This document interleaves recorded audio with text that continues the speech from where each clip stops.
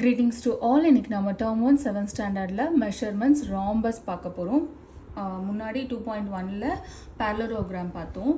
இப்போ வந்து ராம்பஸ் பார்க்க போகிறோம். இது என்ன, இதனுடைய ஏரியா அண்ட் பெரிமீட்டர்னாலே எந்த க்ளோஸ்டு ஷேப்னாலும் நம்ம அதனுடைய சைட்ஸோட லென்த் ஆட் பண்ணானாலே பெரிமீட்டர் கிடச்சிரும். ஏரியா மட்டும் நமக்கு ஃபார்முலாஸ் டிஃப்ரெண்ட் ஆகும். இப்போ நம்ம parallelogram பார்த்துருந்தோம், அது கிட்டத்தட்ட அப்படியே நம்மளுடைய ரெக்டாங்கிள் மாதிரியே இருந்துச்சு. ஸோ ரெக்டாங்கிளோட ஏரியா ஃபார்முலா வந்து L into B. parallelogram அதே தான், L into B.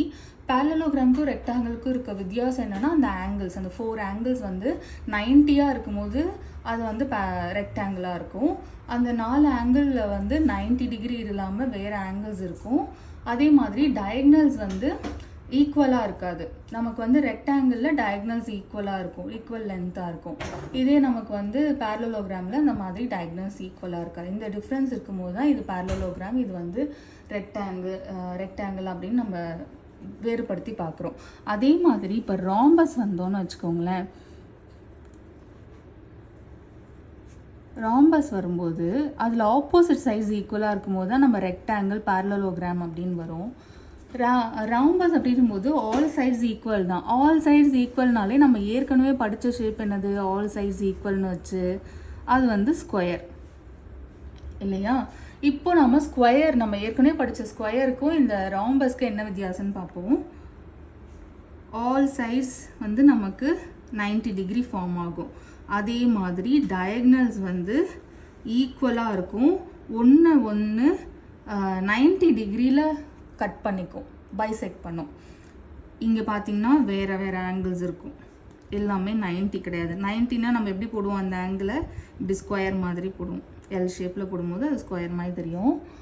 ஸோ இப்படி போட்டால் தான் அது வந்து 90 டிகிரி. இங்கே இருக்க ஆங்கிள்ஸ் 90 டிகிரி கிடையாது. ஆனால் இதுக்குமே பார்த்தீங்கன்னா எல்லா சைட்ஸும் ஈக்குவலாக தான் இருக்கும். அதே மாதிரி டயக்னல்ஸ் பார்த்தீங்கன்னா இதே மாதிரி தான் 90 டிகிரியில் ஒன்று கட் பண்ணிக்கும். ஆனால் கட் பண்ணும்போது 90 டிகிரி க்ரியேட் பண்ணும். ஆனால் டயக்னல்ஸ் வந்து ஈக்குவல் லென்த் கிடையாது. இங்கே வந்து நமக்கு டயக்னல்ஸ் ஈக்குவலாக இருக்கும், எல்லா சைட்ஸும் ஈக்குவலாக இருக்கும். இங்கேயும் எல்லா சைட்ஸும் ஈக்குவல். ஆஸ் யூஷுவல் நமக்கு parallelogram அண்ட் ரெக்டாங்கிளில் வேரியான அதே விஷயம்தான். ஆங்கிள் வந்து 90 டிகிரியாக இருக்காது parallelogram-ல. அதே மாதிரி ராம்பஸ்லேயும் 90 டிகிரியாக இருக்காது. டயக்னல்ஸுமே ஈக்குவலாக இருக்காது நமக்கு வந்து parallelogram-ல. ராம்பஸ்லேயுமே டயக்னல்ஸ் வந்து ஈக்குவலாக இருக்காது. வித்தியாசம் பார்க்கும்போது square and rhombus, parallelogram and rectangle நம்ம அப்படி கம்பேர் பண்ணி தானே புரிஞ்சுக்கிட்டோம். ஸோ நான் அதே தான் யூஸ் பண்ணியிருக்கேன். இப்போ ஏரியா அப்படின்னு இதுக்கு வரும்போது என்ன ஆகும்னு கேட்டிங்கன்னா, நமக்கு இதுக்கு வந்து A into A length into breadth, ஹை, அதாவது ஒரு பர்பெண்டிகுலர் லைன், அது பேஸ் இருக்கு இல்லையா, பேஸில் வந்து ஒரு பர்பெண்டிகுலர் லைன் கட் பண்ணி 90 டிகிரி க்ரியேட் பண்ணும். அதை தான் நம்ம ஹைட்டுன்னு சொல்லுவோம். இந்த லென்த்தை தான் ஹைட்டுன்னே சொல்லுவோம்.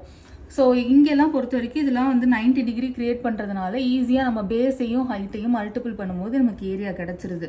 ஆனால் இங்கே பார்த்தீங்கன்னா பேஸில் 90 டிகிரி க்ரியேட் ஆகலை. எந்த லைன் வந்து பேஸோட ஹிட் ஆகும்போது 90 டிகிரி க்ரியேட் பண்ணுதோ அதுதான் ஹைட்டு. அதை தான் நம்ம யூஸ் பண்ணி ஏரியா கண்டுபிடிக்க முடியும்.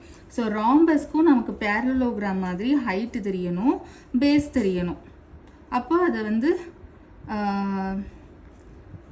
ஹைட் இன்ட்டு பிரெத் பண்ணால் நமக்கு கிடச்சிரும். இது வந்து எப்போனா நமக்கு ஹைட்டும் பேஸும் கொடுக்கும்போது.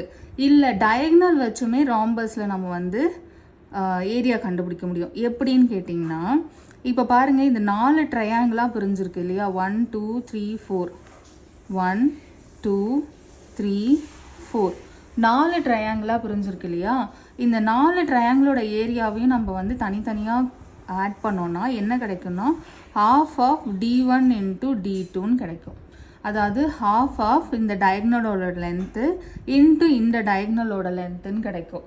இதை சிம்பிளிஃபை பண்ணி இதை நம்ம ப்ரூஃப் பண்ண முடியும். புக்கில் இருக்குது இந்த ப்ரூஃபு, நீங்கள் செக் பண்ணிக்கலாம். இப்போதைக்கு நீங்கள் வந்து இந்த ஃபார்மில் எப்படி வந்துச்சு நீங்கள் ரிமெம்பர் பண்ணுறதுக்கு இந்த டயக்ராம் இருந்தால் உங்களுக்கு போதும். இந்த டயக்ராமை ஒரு ஃபோட்டோஜெனிக் மெமரியாக நீங்கள் அதில் வந்து கேப்சர் பண்ணிங்கன்னா கூட உங்கள் பிரெயினில் வந்து இந்த இமேஜை மட்டும் ஒரு பிக்சர் கேப்சர் பண்ணி வச்சுக்கிட்டிங்கன்னா போதும்.